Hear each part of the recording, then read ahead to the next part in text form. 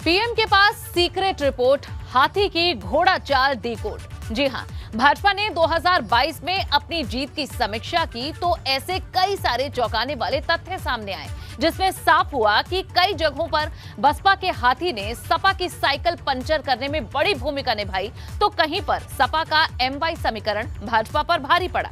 क्या है विधानसभा चुनाव में भाजपा की जीत का पूरा सियासी गणित, आपको अब इस रिपोर्ट के जरिए समझाते हैं।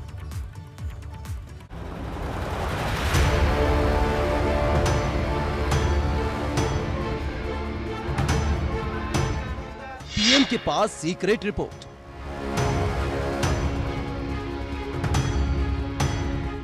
हाथी की घोड़ा चाल डिकोड।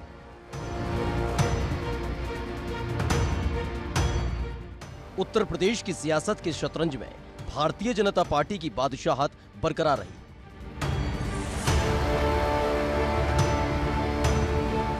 लेकिन इस ऐतिहासिक जीत के हर गुणा भाग का पूरा हिसाब बनाया जा रहा है। एक एक फैक्टर को समझा जा रहा है, यानी कहां चूक हुई और कौन सा फैक्टर अहम साबित हुआ। इससे जुड़ी एक डिटेल रिपोर्ट यूपी भाजपा की तरफ से पीएम मोदी को भेजी गई है। सूत्रों के मुताबिक अब इस सीक्रेट रिपोर्ट में जो दावा किया गया है वो बेहद हैरान करने वाला है, जिसके मुताबिक बहुजन समाज पार्टी की रणनीति कमल खिलाने में मददगार साबित हुई। रिपोर्ट में दावा किया गया है कि लगभग 25% से ज्यादा सीटों पर बसपा उम्मीदवारों ने सपा गठबंधन का खेल बिगाड़कर भाजपा के लिए जीत का रास्ता खोला। रिपोर्ट के मुताबिक 122 सीटों पर बसपा ने सपा का खेल बिगाड़ा। बसपा ने 122 सीटों पर भाजपा को फायदा पहुंचाया। इन सीटों पर सपा उम्मीदवार की जाति के ही प्रत्याशी उतारे। बसपा ने सपा की तरह 91 सीटों पर मुस्लिम उम्मीदवार उतारे। बसपा ने सपा की तरह 15 सीटों पर यादव उम्मीदवार बनाए थे। सपा बसपा के एक जाति के उम्मीदवारों से भाजपा को फायदा मिला। बसपा उम्मीदवारों के सहारे 122 में से 68 सीटें भाजपा जीती। प्रदेश भाजपा संगठन ने ये रिपोर्ट को केंद्रीय नेतृत्व यानी कि पार्टी अध्यक्ष JP नड्डा को सौंप दिया है, जिसमें दावा ये भी है कि भाजपा को अपने सहयोगियों से ज्यादा बसपा की रणनीति से फायदा मिला और सपा गठबंधन के मुस्लिम यादव फैक्टर को ध्वस्त कर दोबारा सरकार बनाई। भारतीय जनता पार्टी की रिपोर्ट से साफ जाहिर है कि विधानसभा चुनाव में पार्टी को जितना फायदा एनडीए के गठबंधन में शामिल सहयोगी दलों से हुआ, उससे कहीं ज्यादा बसपा के चुनाव लड़ने से। प्रदेश की तमाम विधानसभा सीटों पर बसपा ने जब प्रत्याशी उतारे तो उनकी वजह से समाजवादी पार्टी का वोट कटा और इसका सीधा फायदा मिला भारतीय जनता पार्टी को। बहरहाल भारतीय जनता पार्टी ने अपनी इस पूरी रिपोर्ट को तैयार करके शीर्ष नेतृत्व को, यानी जो केंद्रीय नेतृत्व है, उसको दे दिया है और इसमें पार्टी कहां पर मजबूत रही इस विधानसभा चुनाव में और कहां पर क्या कमियां रह गई, इन सभी चीजों के बारे में एक एक जानकारी दी गई है। यानी कौन सी सीट कितने मार्जिन से जीते या कौन सी सीट कितने मार्जिन से हारी, ये हर बात उसमें दी गई है। संगठन की ये रिपोर्ट हर सीट पर जीत हार के आकलन पर तैयार की गई। इसमें पश्चिमी यूपी को लेकर भी पूरा ब्यौरा जुटाया गया है। जाट मतदाता शहरी और ग्रामीण में बटे। शहरी जाट मतदाताओं ने भाजपा को वोट दिया।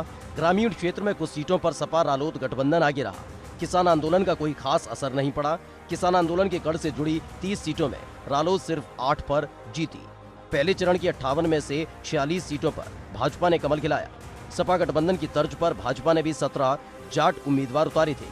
भाजपा के 10 प्रत्याशी जीते, गठबंधन के सिर्फ 7 प्रत्याशी जीते। इनमें सपा की 3 और राष्ट्रीय लोकदल के 4 जाट विधायक शामिल।